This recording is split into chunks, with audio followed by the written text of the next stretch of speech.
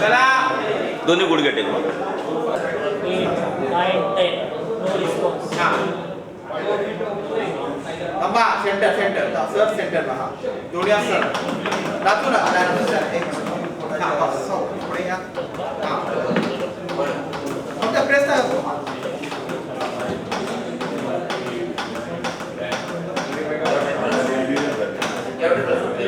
रुमाल काढा. ए open the airway. चला केलं का?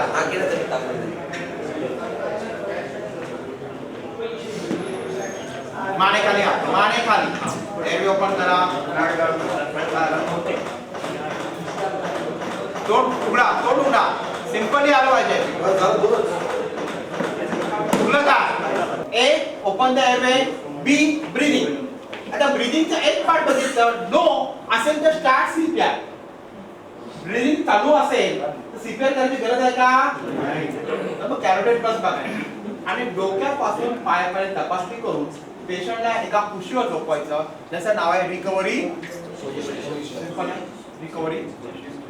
आता कशी रिकव्हरी टाकायची आणि काय पद्धत आहे ओके तेव्हा प्रॅक्टिकली करून बघणार आहे. तुमच्या पायाला होता. हात पुढे तिकडे ठेवा. मागे जाऊ. जास्त नाही जास्त. 1 2 3 4 5 6 काय झालं? ओ महाराज नाडी दोन्ही बाजूला पल्स असते ना. दोन्ही बाजूची गरज आहे का? पहिलं काय बघायचं? श्वास. बघा श्वास आपलं चालू आहे. मग एकच बघायला दोन लक्ष बघायची काय गरज आहे?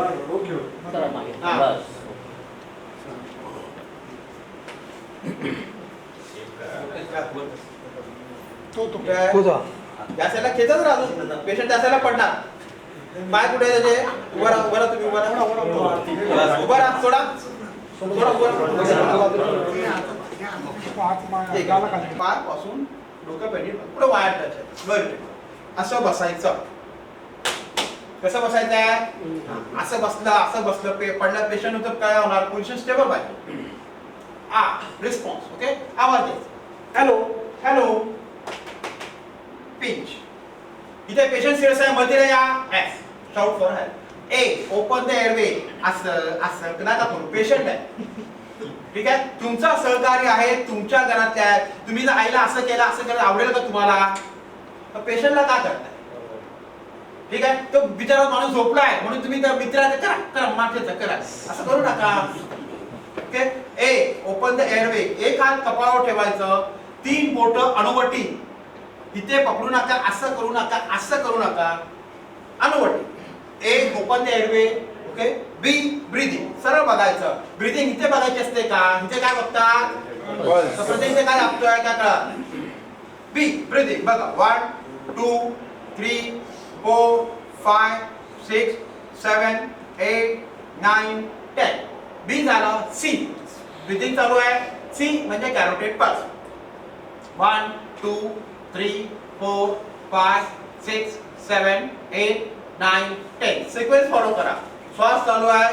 पल्स चालू आहे. पेशंट फ्रेश होत आहे. तर सरळ आहे. डोक्यापासून ओके नीट तपासायचं. डोक्यापासून ओके पायापर्यंत नीट तपासणी करायची.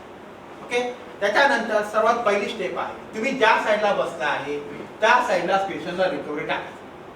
आता तुम्ही या साईडला बसता तर मी ह्या साईड टर्न करणार आहे का? सिंपल. तर मी काय करणार? ह्या साईडचा हात जो आहे तो मध्ये अडकवला म्हणून मी त्याच्या बॉडीच्या साईडला शरीराच्या बाजूला 90 डिग्री. ओके. दुसरा हात जो आहे ओके तो सरळ अंगठ्यामध्ये पकडा. ओके. दुसरा पाय मी सांगितलं सोपं समोर सांगतोय लक्षात राहण्यासाठी. ते गुडघा आहे आणि हा पाय जवळ समोर ठेवा. ही स्टेप मी तुम्हाला मॉडिफाय करून सांगितली. ओके. फोल्ड करा म्हणजे कितपर्यंत पुढे ठेवता? फोल्ड करून गुडघ्याचे पुढे ठेवायचं. बस सिंपल. पाठी फिरा थोडंसं. टर्न केलं. हा पाय कुठे येईल? गुडघ्यावरती येईल ना. गुडघ्याचा पाय हा पाय गुडघ्यावरती ठेवायचा आहे. ओके. आणि हा पाय थोडासा फोल्ड करायचा आहे. सिंपल आहे की नाही? उगीच कॉम्प्लिकेटेड करू नका. ओके. आणि कन्फ्यूज होऊ नका. ठीक आहे. चला. ए ओपन द एअरवे करायचं. श्वास बघायचा, श्वास चालू असला तर मग त्या माणसाला एका खुशीवर टाकायचं. त्याचं म्हणणं आहे रिबॉडी पोझिशन की ज्याच्या श्वास मार्ग खुला होतो. जीभ चावली किंवा काहीतरी फेस आला ह्याच्यानी सर्व काही जे कफ वगैरे आहे ते पुढे जातं घशात जातं.